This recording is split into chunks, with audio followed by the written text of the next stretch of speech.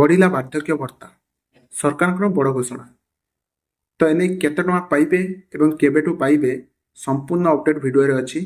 Video T शेष पर्यंत देखंतु। किंतु ता पूर्व वीडियो गोटे लाइक कर दियंतु एवं चैनल को सब्सक्राइब कर नथले सब्सक्राइब करी पाखरे थिया बेल आइकन को दबे। आज राज्य रे 80 वर्षरु ऊर्ध्व नागरिक एवं 80% किंबा ताठार अधिक भिन्नक्षम पई सामाजिक सुरक्षा भत्ता 3500 टଙ୍କା करिसेंती बीजेपी सरकार।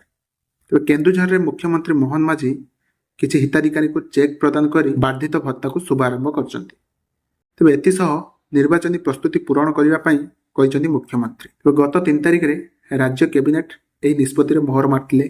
तेबे 4,15,000 रु अधिक हिताधिकारी एहा द्वारा लाभवान हेबे। तेबे मुख्यमंत्री सहायता योजना माध्यम रे वयस्क दिव्यांग विधवा और निराश्रय मान को 3,000 टଙ୍କା मासिक पेंशन प्रदान करा जिवो। सेहीपरि 80% अक्षम थिबा दिव्यांग एवं 80 वर्ष ऊर्ध्व व्यक्ति मान को 3500 टଙ୍କା पेंशन दिया जिवो।